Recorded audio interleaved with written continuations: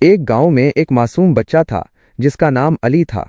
علی کو بچپن سے ہی علم حاصل کرنے کا بہت شوق تھا۔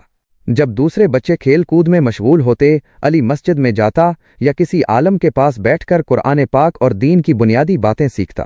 اس کے والدین بھی اس کے شوق کو دیکھ کر بہت خوش ہوتے اور اس کی حوصلہ افزائی کرتے۔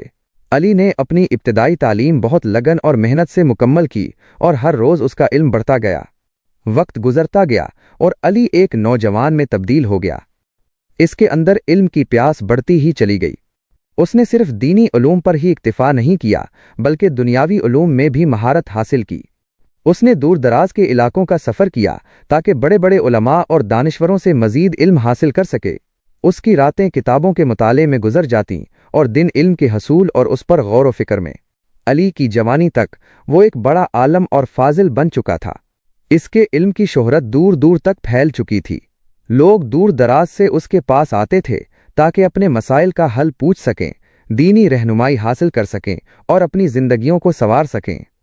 علی نے اپنی زندگی علم کو پھیلانے اور لوگوں کو جہالت کے اندھیروں سے نکالنے کے لیے وقف کر دی۔ اس نے بے شمار کتابیں لکھیں، درس دیے اور اپنے علم سے ہزاروں لوگوں کو فائدہ پہنچایا۔ اس کی مجالس میں ہر عمر اور طبقے کے لوگ آتے اور سب اس کے علم اور حکمت سے متاثر ہوتے۔ علی کا علم صرف کتابوں تک محدود نہیں تھا بلکہ وہ ایک متقی اور پرہیزگار انسان بھی تھا، اور اس کا علم اس کے عمل سے جھلکتا تھا۔ اس کی وجہ سے نہ صرف اس کی اپنی زندگی پرسکون اور بابرکت ہوئی بلکہ اس کے علم کی روشنی سے پورے علاقے میں جہالت اور گمراہی کے بادل چھٹ گئے۔ اس کے جانے کے بعد بھی اس کا علم اور اس کی تعلیمات نسلوں تک جاری رہیں اور لوگ اس کے علم سے فائدہ اٹھاتے رہے۔ یہ علم اس کے لیے ایک صدقہ جاریہ بن گیا جس کا ثواب اسے قیامت تک ملتا رہے گا۔